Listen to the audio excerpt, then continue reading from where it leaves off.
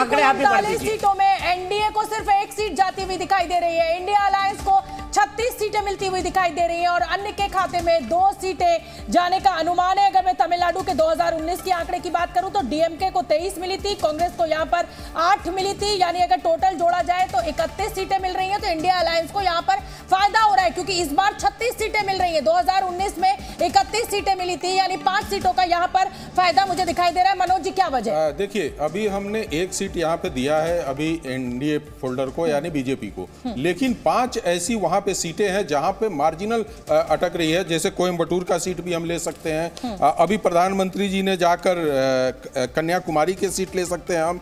ये सब सीटें हैं। रमन्नापुरम का जो सीट है वो भी आ सकता है।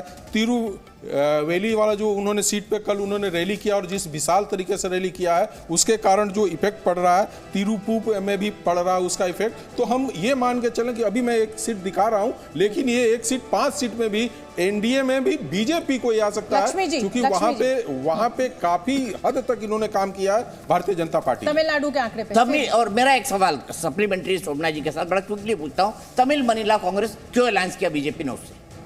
देखिए, वहाँ पे बीजेपी का अभी तक कोई सीट ओपन नहीं हुआ है, अलायंस के साथ ही जाना है। तो इसीलिए किसी के अलायंस के साथ ही बीट आंध्र प्रदेश और तमिलनाडु अलायंस के साथ ही वो काम करेंगे और धीरे धीरे से अपना फुटप्रिंट बढ़ाएंगे, तब जाके इंडिपेंडेंटली वो लड़ पाएंगे। मतलब ये कहिए कि भविष्य के लिए आज से नींव रखनी बीजेपी ने शुरू कर दिया। तो चलिए अब जल्दी से मैं वोट परसेंटेज बता देती हूँ। आप जानते हैं कि तमिलनाडु में 36 सीटों के साथ इंडिया गठबंधन बढ़त बनाए हुआ है। जी न्यूज और मेटाराइज के सर्वे में अगर हम दिखा दीजिए कि इंडिया गठबंधन में कांग्रेस पार्टी कहाँ है, ठीक है, और डीएमके कहाँ है, वो आंकड़ा भी मनोज जी बताएंगे, वो मनोज जी मुझे बताएंगे। आएगा लेकिन वोट परसेंटेज की अगर हम बात करें तो इंडिया अलायंस को सबसे ज्यादा 60% वोट मिल सकता है, वहीं एनडीए को 20%, जबकि अन्य के खाते में 20% वोट जाने का अनुमान इस जी न्यूज और मेटाराइज के सर्वे में दिखाई दे रहा है।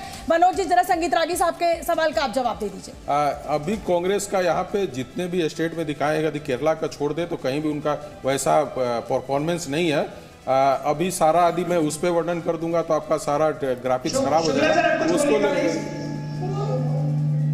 तो अभी क्या है कि इस चीज को मैं वेट कर रहा हूं कि आपके जब ग्राफिक्स आएंगे तो उस पर हम लोग ज्यादा अच्छा, किसी राज्य में कांग्रेस डबल डिजिट में, किसी राज्य में कांग्रेस डबल डिजिट में, इन राज्यों में सिर्फ एक छोटा सा जानकारी। अभी जितने भी राज्यों में है उसमें नहीं है, वो सारे राज्यों की मैं बात करूं तो नहीं है।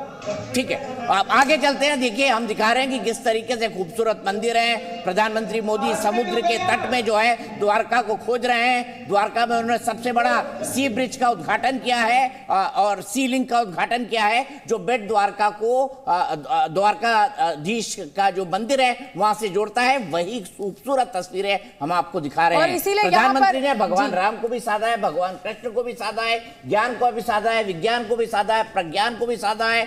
पाताल से भी उन्होंने काम किया है, आकाश में काम किया उन्होंने, हवा में भी काम किया और अंतरिक्ष में भी काम किया। बताइए, भगवान को ज्यादा साधा है। और देखिए, इसीलिए इतनी शानदार सीटों के साथ जो है ये नहीं कह सकते, उन्होंने ज्ञान विज्ञान प्रज्ञान सबको साधा है। भगवान को तो हम सब साधते हैं। तो ये देखिए, ये हम आपको बता रहे हैं इस समय वोट परसेंटेज क्या है। तो हमने कर्नाटक की बात कर ली, हमने आंध्र प्रदेश की बात कर ली, हमने तमिलनाडु की बात कर ली, लेकिन जो मेजर हिंदी बेल्ट है, जो कहा जाता है कि बीजेपी की ताकत है, एनडीए की ताकत है, उस पर भी हम आएंगे। तो